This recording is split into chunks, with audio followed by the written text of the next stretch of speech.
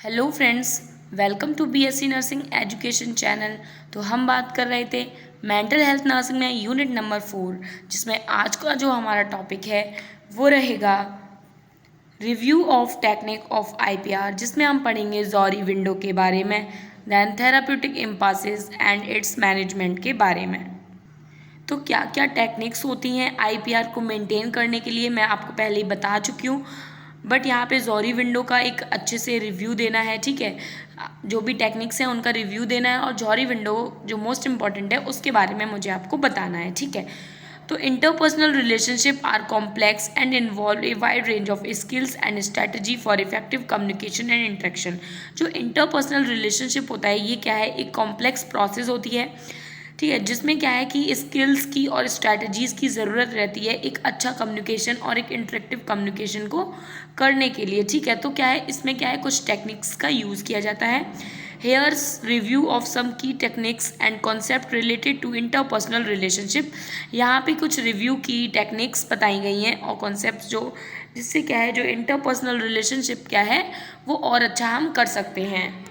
जिसमें क्या है, पहला हमारा एक्टिव लिसनिंग। ठीक है, तो आपको पता है कि जब भी हम आईपीआर बना रहे हो या फिर थेराप्यूटिक कम्युनिकेशन कर रहे हो, हमें क्या है पर्सन को एक्टिवली लिसन करना है। देन एम्पैथी, आपको क्या है उसको एम्पैथी शो करना है अगर आप एक नर्स हैं।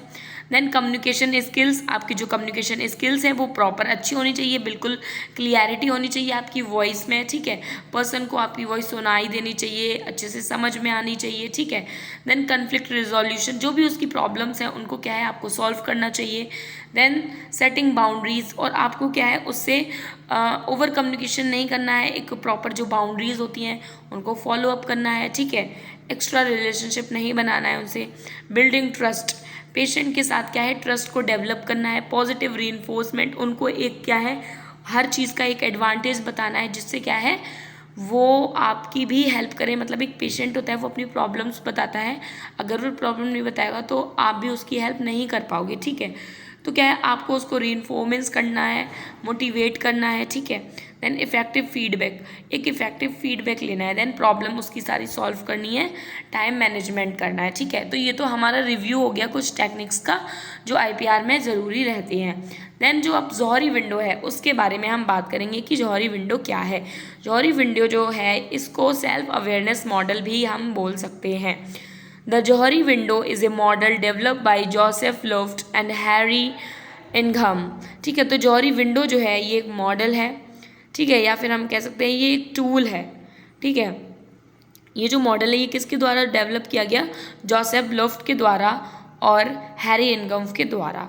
ठीक है, तो इसमें क्या होता है कि ये हेल्प करता है पीपल को समझने में, मतलब खुद की इसमें क्या है सेल्फ अवेयरनेस होती है, लोग खुद को समझते हैं इसमें और कैसे किसी से इंटरेक्ट करना है ये चीज़ इसमें समझते हैं। ठीक है, तो Johari to help people understand their self awareness and how they interact with other. ठीक है, देन पर्पस की बात करेंगे कि जौहरी विंडो जो है उसका क्या पर्पस है, तो built better nurse patient relationship, मतलब नर्स का और पेशेंट का एक अच्छा रिलेशनशिप बन सके इसके लिए हम इस विंडो का यूज़ करते हैं।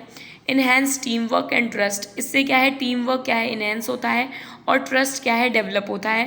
देन प्रमोट सेल्फ रिफ्लेक्शन, इससे क्या है आप सेल्फ अवेयर होते हो, अपने आप को समझते हो। देन प्रमोट पर्सनल ग्रोथ, इससे क्या है आपकी जो पर्सनल ग्रोथ है वो क्या है इन्हेंस होती है, प्रमोट होती है।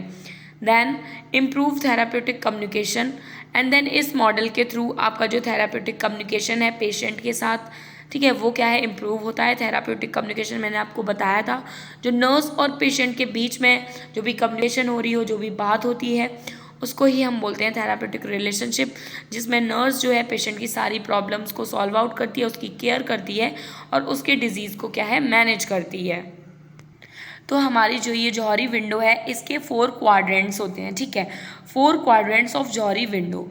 The Johari window is divided into 4 area based on what is known और unknown to self and other.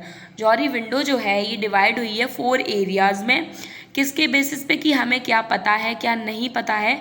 ठीक है, इसके बेसिस पे, या फिर दूसरों को क्या पता है या नहीं पता है इसके बेसिस पे जो हमारी जॉहरी विंडो है वो 4 क्वाड्रेंट्स में, या फिर हम कह सकते हैं 4 एरिया में डिवाइड की गई है।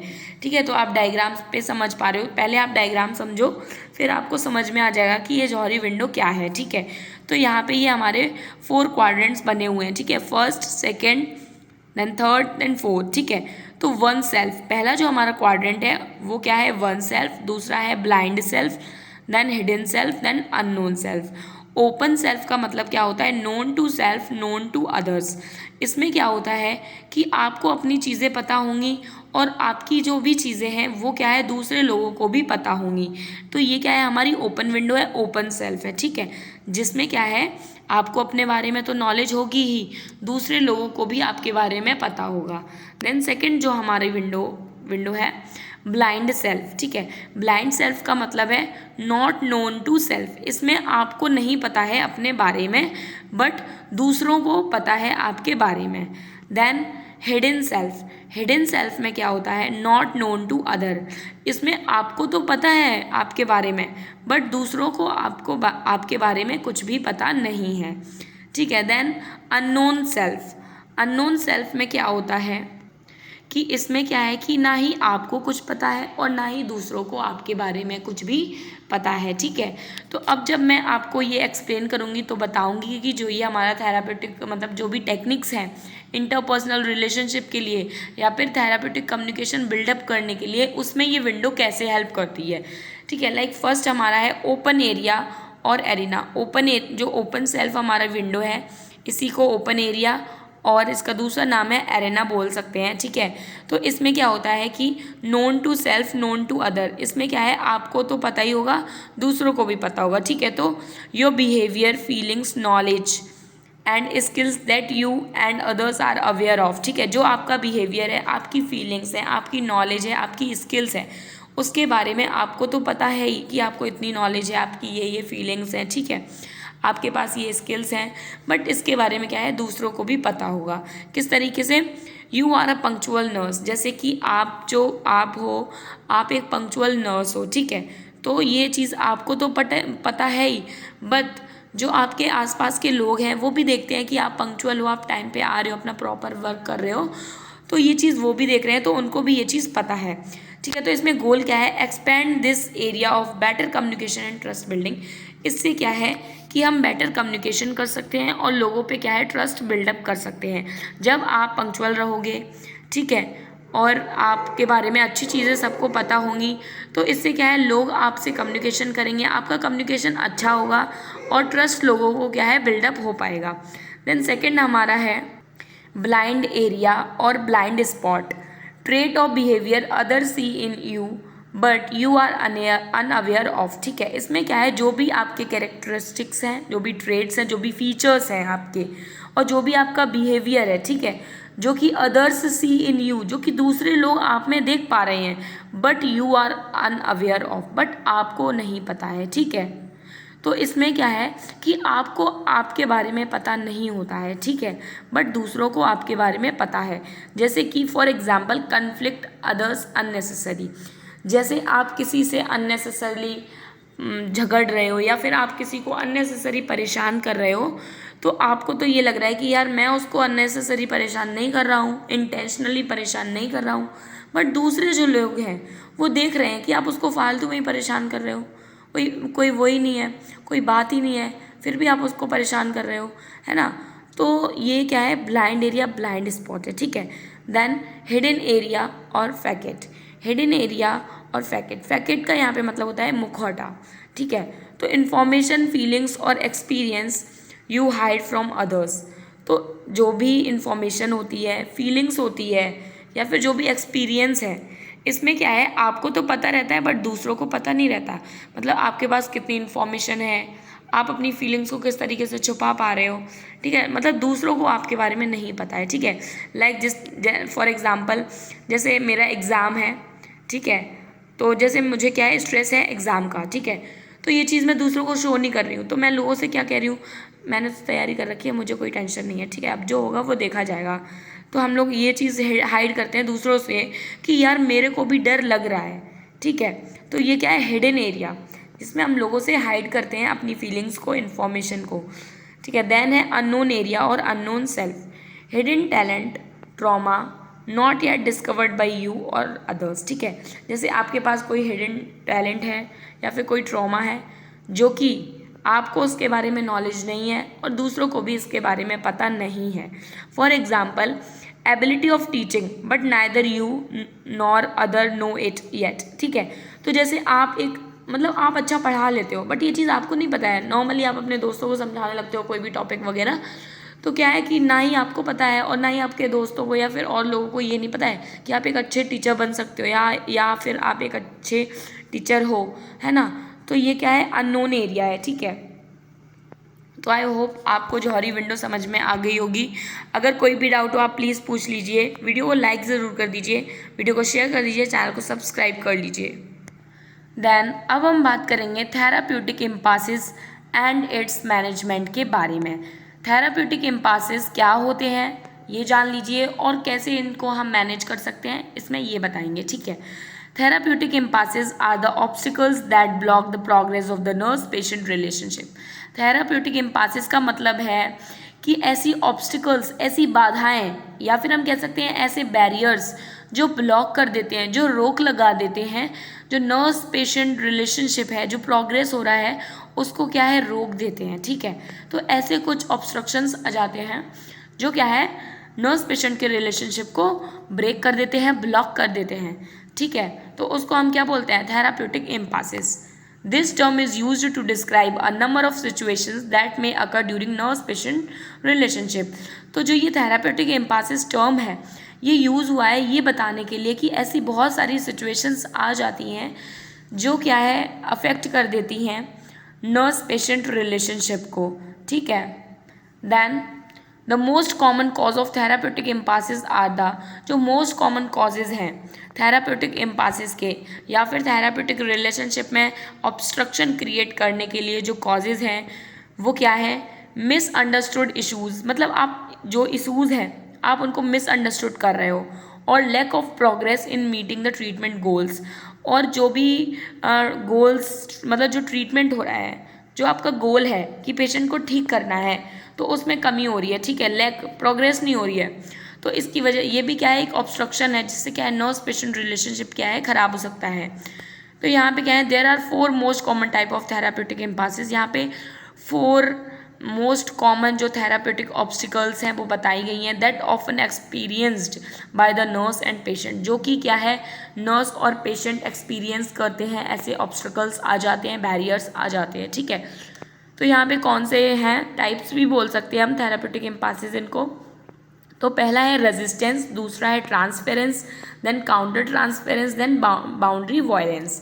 तो रेजिस्टेंस में क्या होता है, it is often caused by the patient's unwillingness to change.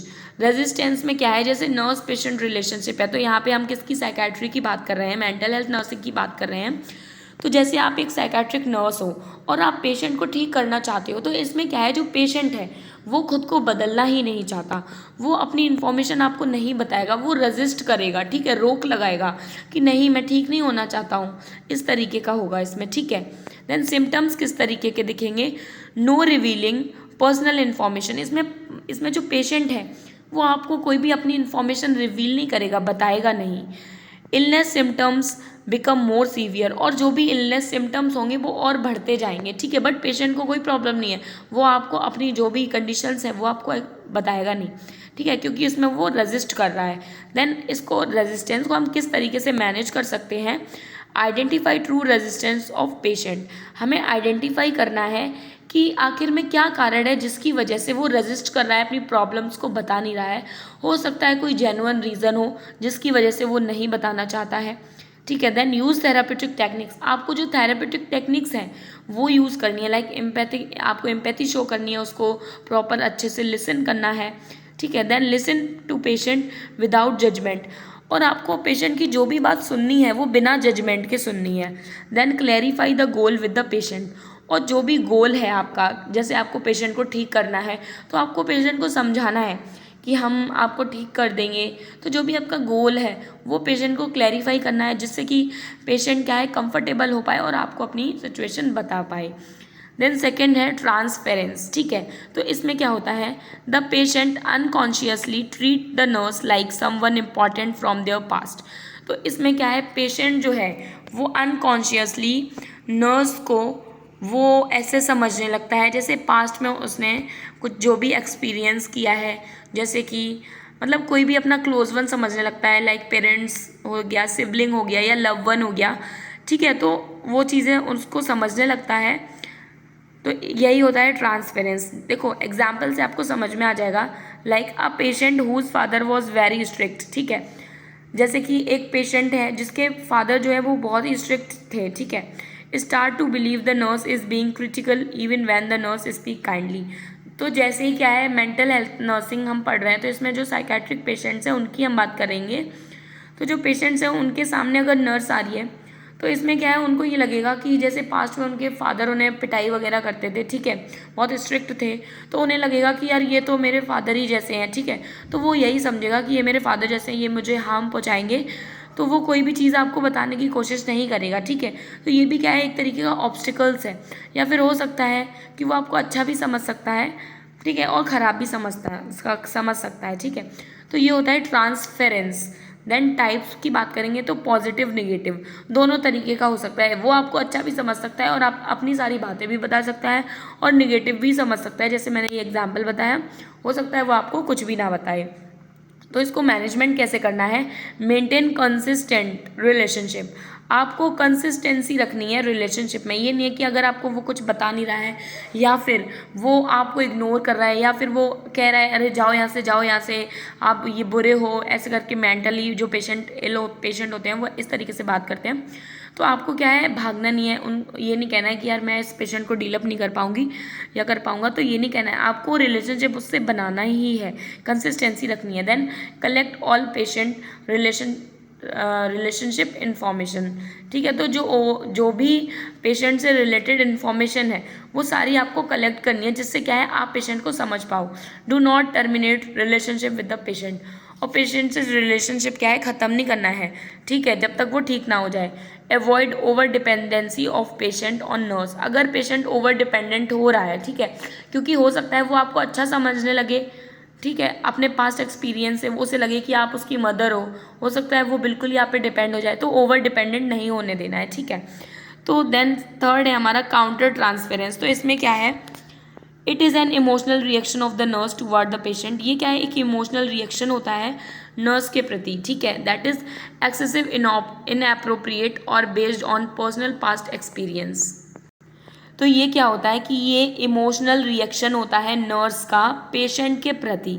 Excessive inappropriate, ये क्या है, इनएप्रोप्रिएट जो रिएक्शन दे रही होती है नर्स, ये होता है, और based on personal past experience, ठीक है। लाइक नर्स का कोई पास्ट एक्सपीरियंस खराब रहा हो, तो हो सकता है वो उससे इनएप्रोप्रिएट मतलब तरीके से उसको डीलअप करे, ठीक है। तो देन इसमें से टाइप्स आते हैं, इंटेंस लव और ओवर केयरिंग। इसमें जो नर्स है वो पेशेंट को बहुत ज़्यादा या तो लव भी कर सकती है, उसकी केयर भी कर सकती है, एंड दूसरा है इंटेंस हॉस्टिलिटी और हेटर्ड, और हो सकता है उससे हेट भी कर सकती है, ठीक है, दोनों ही चीज़ें कर सकती है। देन मैनेजमेंट में बात करेंगे, इंक्रीज सेल्फ अवेयरनेस। इसमें नर्स को क्या है, खुद को अवेयर होना बहुत ही ज़रूरी है। देन इंक्रीज क्लिनिकल स्किल्स, जो उसकी क्लिनिकल स्किल्स हैं उसको और डेवलप करना है, जिससे कि इस तरीके की चीज़ों से क्या है वो इग्नोर कर सके। Then keep focus on patient need, focus रखना है पेशेंट की जो भी नीड है।